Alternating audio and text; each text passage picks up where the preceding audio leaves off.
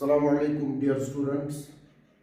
In the previous lecture, we discussed the particle nature of electromagnetic radiations with the help of photoelectric effect. Photoelectric effect हमने पढ़ा था और photoelectric effect से हमने ये conclusion लिया था कि इलेक्ट्रोमैग्नेटिक रेडिएशन जो होती है वो पार्टिकल नेचर की होती है. Photoelectric effect cannot be explained on wave theory of electromagnetic radiation.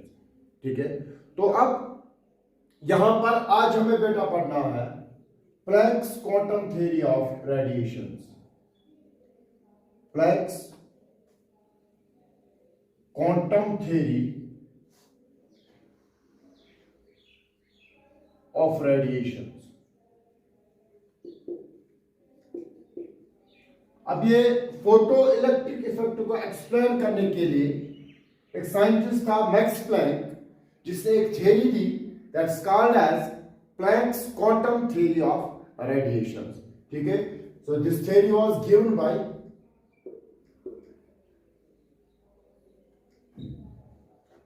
Bye Max Planck. Max Planck ने ये थ्योरी दी थी. अब फोटो इलेक्ट्रिक इफेक्ट या कुछ और प्रॉपर्टीज होती है जो कि एक्सप्लेन होती है particle nature of electromagnetic radiations पर. अब उसको मैक्स प्लैंक ने थ्योरी में सम अप किया that's called as Planck's quantum theory of radiations. अब बेटा हमें इसके पोस्टुलेट्स पढ़ने हैं. पोस्टुलेट्स हम इसके पढ़ेंगे. पोस्टुलेट नंबर फर्स्ट, सबसे पहला पोस्टुलेट देखो, कल जो हमने पढ़ा फोटो इलेक्ट्रिक इफेक्ट में कि अब इलेक्ट्रोमैग्नेटिक रेडिएशन जो होती है उनका जो होता है वो ट्रांसमिट होती है डिसकंटिन्यूअसली, नॉट कंटिन्यूअसली, जो कि हमने कल देखा, इन the form of small packets of energy. ठीक है, तो इलेक्ट्रोमैग्नेटिक रेडिएशन जो है वो अब एनर्जी को ट्रांसमिट कर रही है not continuously but discontinuously in the form of small packets of energy. तो वही यहां पर हमारा पहला पोस्टुलेट है कि इलेक्ट्रोमैग्नेटिक रेडिएशन जो होती है ये इमिट करती है या रेडिएंट एनर्जी जिसको हम बोलते हैं रेडिएंट एनर्जी. रेडिएंट एनर्जी का मतलब energy transmitted by electromagnetic radiation. इसको मैंने आपको ऑलरेडी बोला है रेडिएंट एनर्जी जिसको बोलते हैं. रेडिएंट एनर्जी है energy transmitted by electromagnetic radiation, उसको रेडिएंट एनर्जी भी हम बोलते हैं. अब ये रेडिएंट एनर्जी जो है इसका नेचर जो है या रेडिएंट एनर्जी जो है ये इमिट या अब्सॉर्ब हो रही है डिसकंटिन्यूअसली, नॉट कंटिन्यूअसली. ठीक है, यानी कि अब यहां पर नेचर जो है वो डिसकंटिन्यूअस है बट नॉट कंटिन्यूअस. डिसकंटिन्यूअस मतलब अब ये ट्रांसमिट हो रही है इन the form of small packets of energy. तो पहला पोस्टुलेट यहां पर मैक्स प्लैंक ने यही बोला कि सबसे पहला पोस्टुलेट यहां पर क्या है कि the radiant energy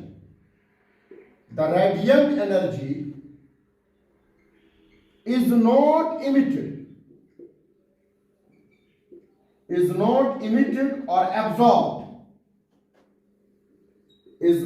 emitted or absorbed continuously but discontinuously.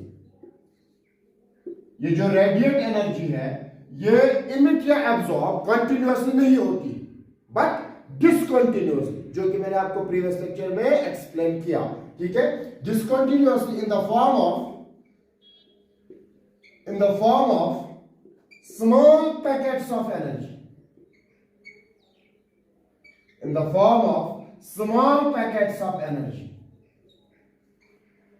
Small packets of energy की फॉर्म में ये आते हैं. रेडिएंट एनर्जी आती है, इमिट या एब्सॉर्ब होती है.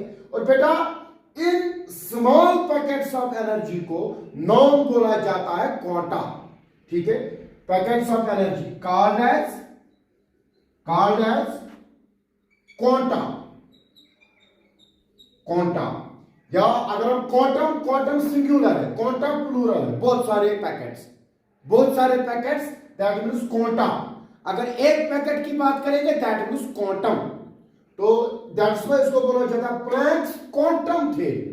तो ये जो है स्मॉल एनर्जी पैकेट्स है बेटा, इनको नाम बोला जाता है क्वांटा। क्वांटा प्लूरल है, क्वांटम सिंगुलर है। एक पैकेट को बोला जाएगा क्वांटम, अगर बहुत सारे पैकेट्स होंगे तो उसको बोला जाएगा क्वांटा। ठीक है, तो सबसे पहला पोस्टुलेट क्या है कि रेडिएंट एनर्जी जो है वो इमिट या एब्जॉर्ब होती है, वो इमिट या एब्जॉर्ब कंटिन्यूअसली नहीं होती है। ठीक है, बट इट इज इमिटेड और absorb discontinuously in the form of small packets of energy called as quantum. और हर कोई क्वांटम जो होगा उसके साथ एक definite amount of energy associate होगा। ठीक है, जो कि मैंने आपको कल बोला, डिफरेंट पैकेट्स की एनर्जी डिफरेंट होगी। हर किसी पैकेट को अपनी अपनी energy, definite amount of energy होगा। ठीक है, तो each such quantum has definite amount of energy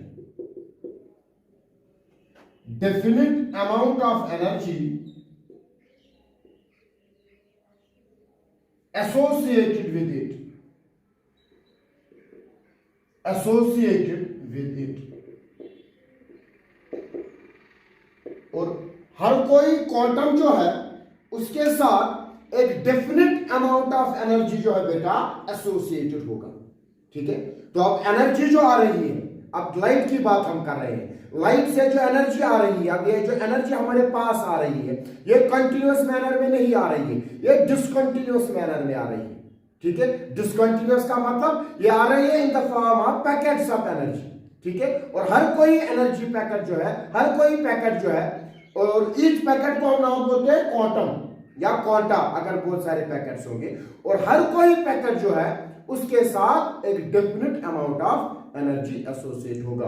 और अगर हम बेटा लाइट की बात करेंगे, स्पेसिफिक अगर हम जनरल बात करेंगे, तब हम इस एनर्जी पैकेट को बेटा नाम बोलते हैं quantum.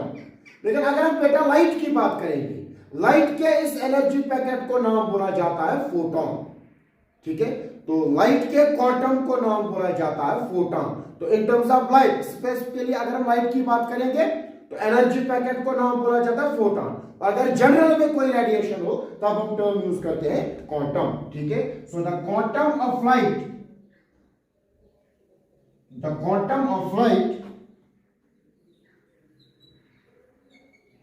is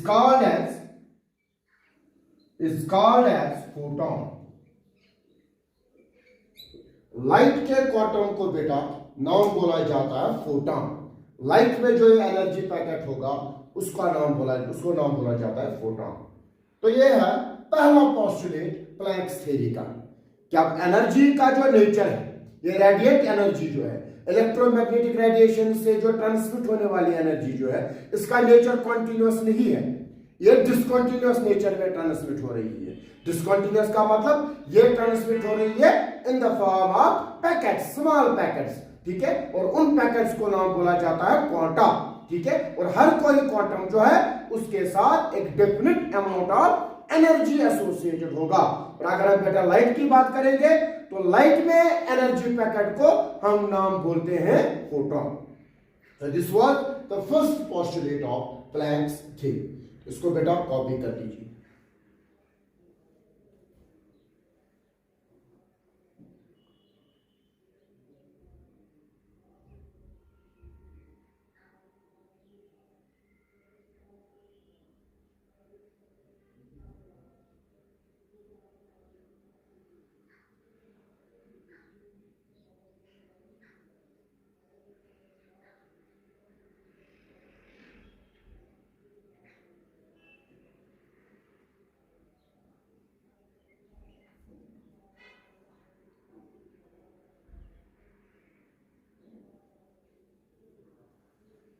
So this was beta postulate number first।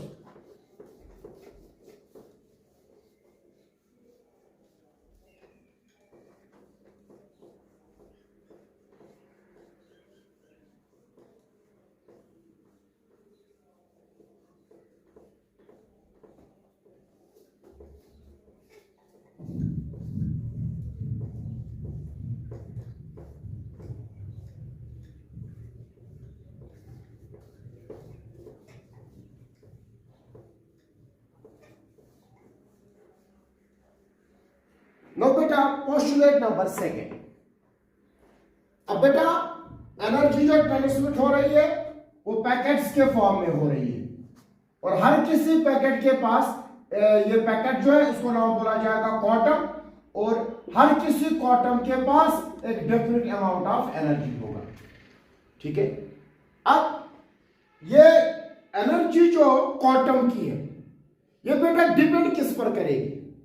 ठीक है, किस क्वांटम की एनर्जी ज्यादा होगी, किस क्वांटम की एनर्जी कम होगी, ये बेटा डिपेंड किस पर करता है।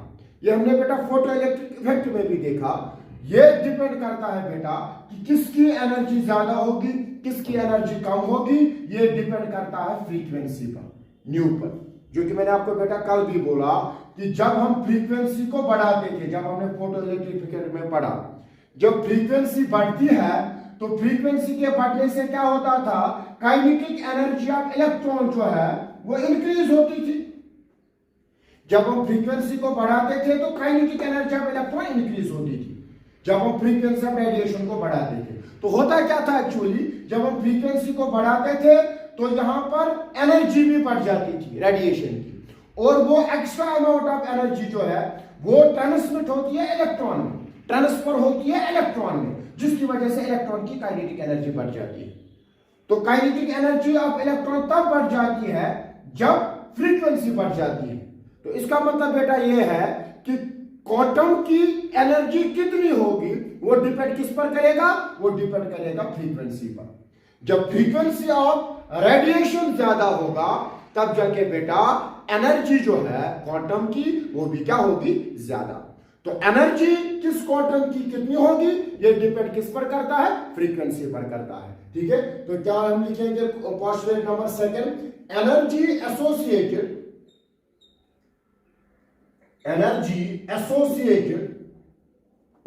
with each quantum, energy associated with each quantum is directly proportional to frequency of radiation.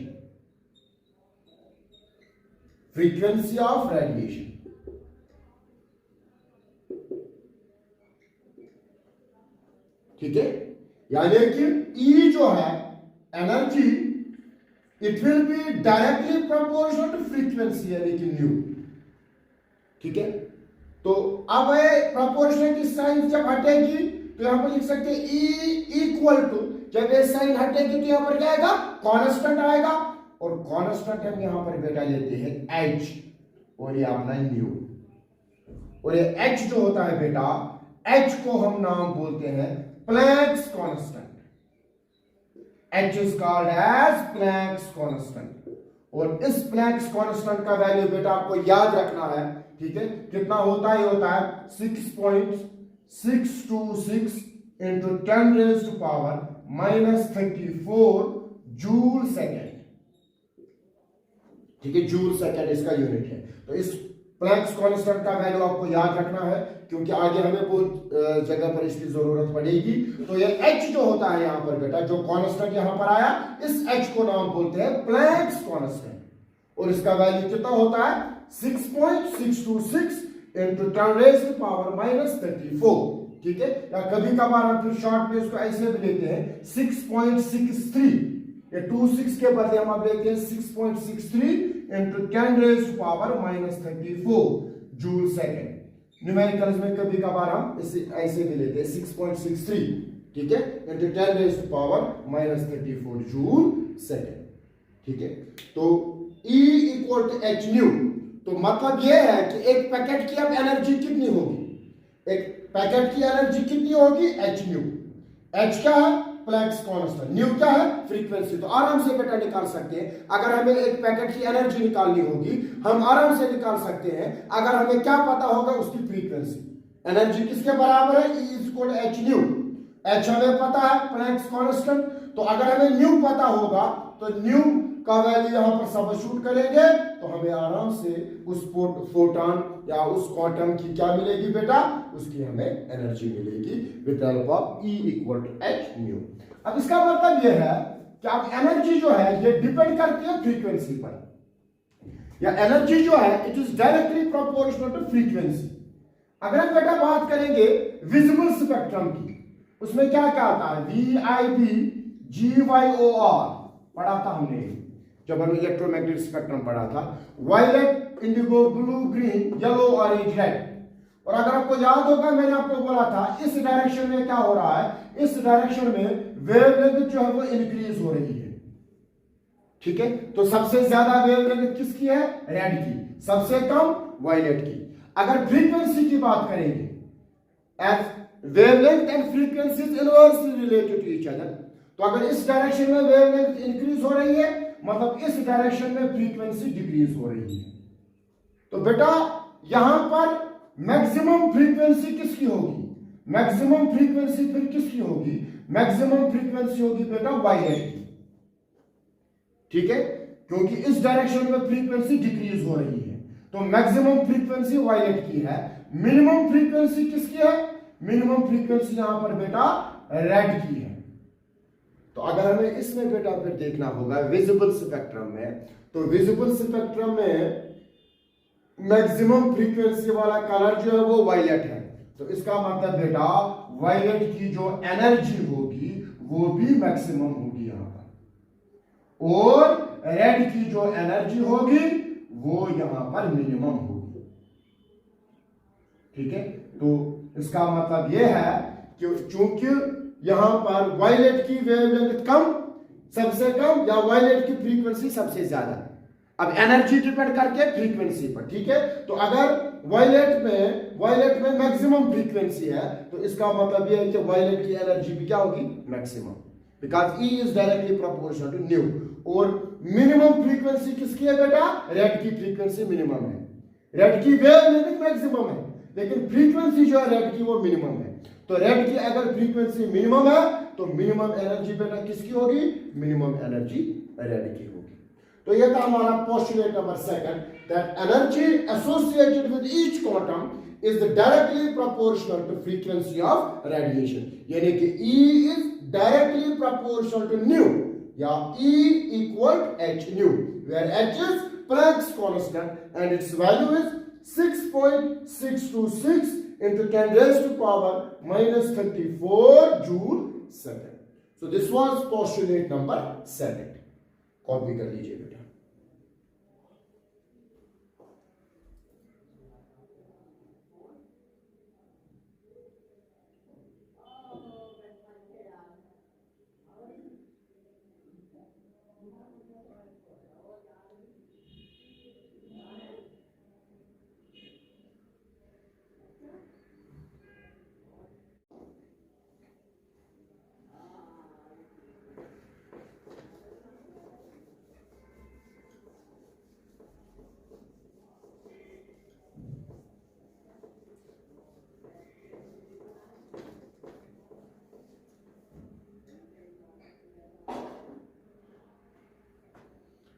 अब पोस्टुलेट नंबर थर्ड, अब हमने देखा कि एक क्वांटम की एनर्जी कितनी होती है, h न्यू।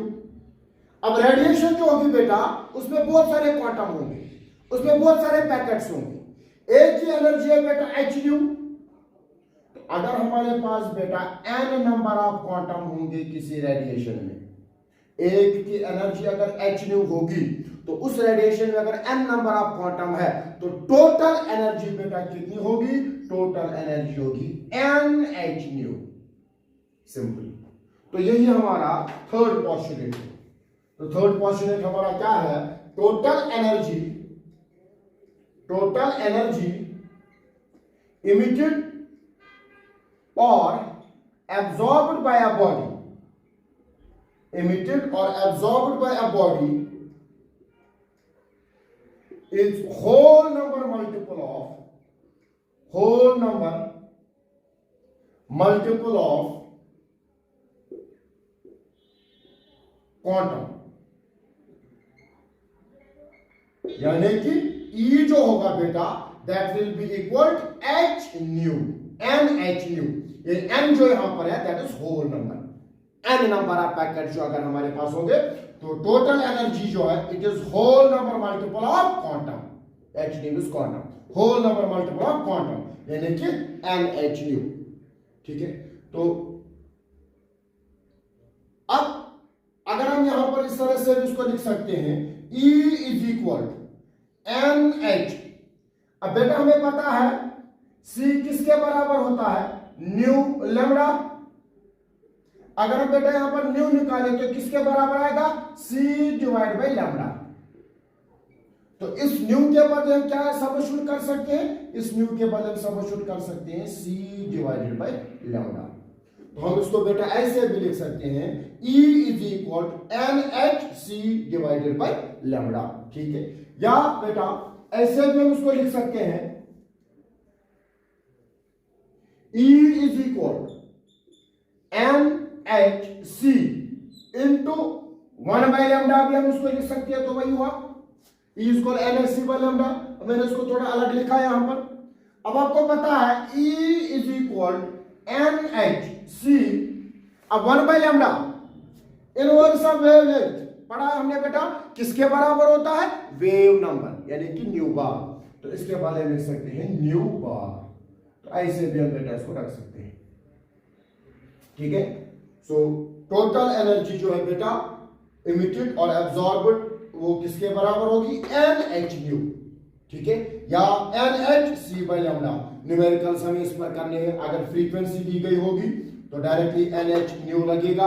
अगर in terms of wavelength है तो N H C by lambda, in terms of wave number तो N H C nu bar. ऐसे भी हम बेटा इसको रख सकते हैं। सो टोटल एनर्जी जो होगी वो होगी E equal N H nu.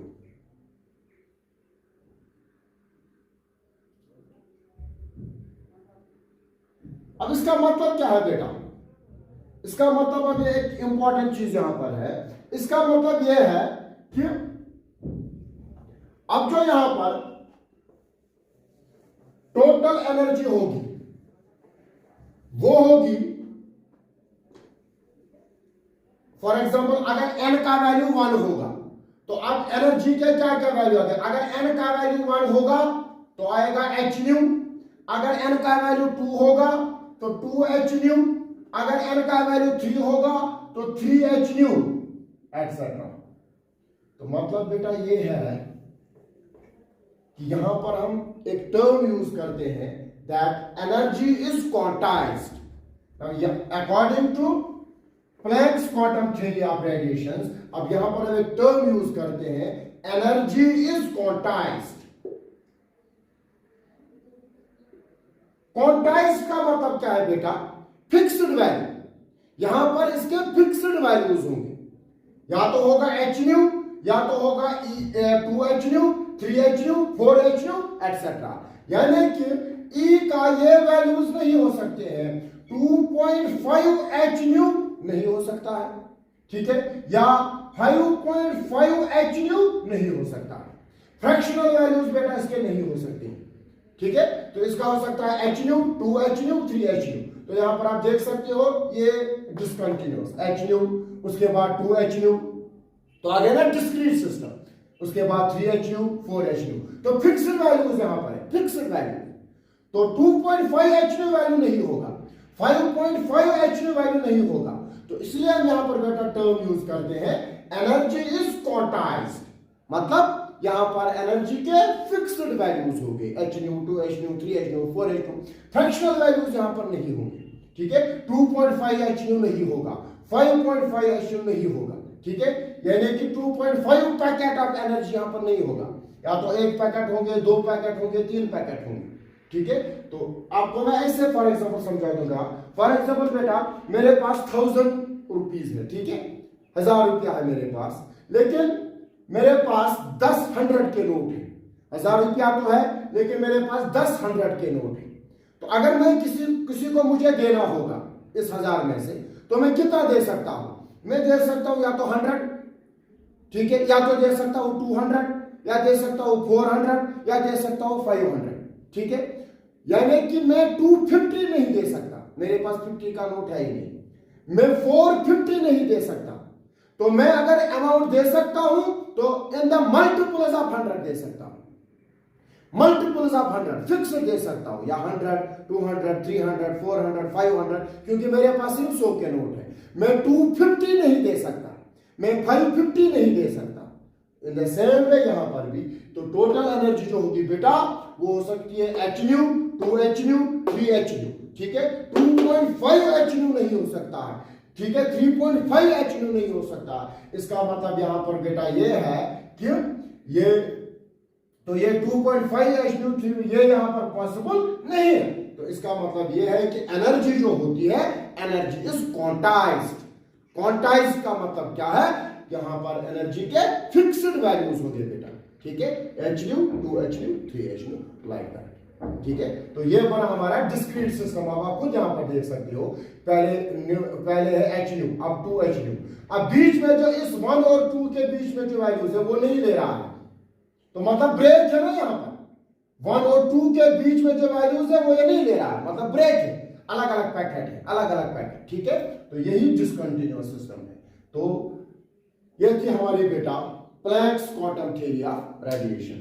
अब शॉर्ट में Planck's quantum theory of radiation का कहना क्या है कि ये जो रेडिएट एनर्जी है ये इमिट या एब्जॉर्ब कंटीन्यूअसली नहीं होती है, डिसकंटीन्यूअसली होती है इन the form of small packets of energy. और उन पैकेट्स ऑफ एनर्जी के लिए बेटा हम टर्म यूज करते हैं क्वांटम, या अगर एक पैकेट होगा then we use the term quantum, ठीक है। और हर कोई क्वांटम जो होगा उसकी कितनी एनर्जी होगी बेटा, ये डिपेंड करता है फ्रीक्वेंसी पर। जितनी फ्रीक्वेंसी ज्यादा होगी उतनी एनर्जी भी ज्यादा होगी, यानी कि E is directly proportional to nu, ठीक है, या E equal to h nu. और एक पैकेट की अब एनर्जी h न्यू है, अगर हमारे पास n नंबर ऑफ पैकेट से रेडिएशन में, तो n नंबर ऑफ पैकेट्स की एनर्जी कितनी बनेगी, उनकी बनेगी nh न्यू, ठीक है। और फाइनली हमने ये बोला कि एनर्जी जो है बेटा इट इज क्वांटाइज्ड, यहां पर फिक्स्ड वैल्यूज होंगे, ठीक है। तो एनर्जी का वैल्यू यहां पर मल्टीपल्स, होल नंबर मल्टीपल होगा, ठीक है। तो फ्रैक्शनल वैल्यू यहां पर बेटा पॉसिबल नहीं है। So this was all about Planck's quantum theory of radiation. तो अब बेटा नेक्स्ट लेक्चर में हम इस पर जो है न्यूमेरिकल करेंगे, ठीक है बेटा। टिल देन अल्लाह हाफ़िज़।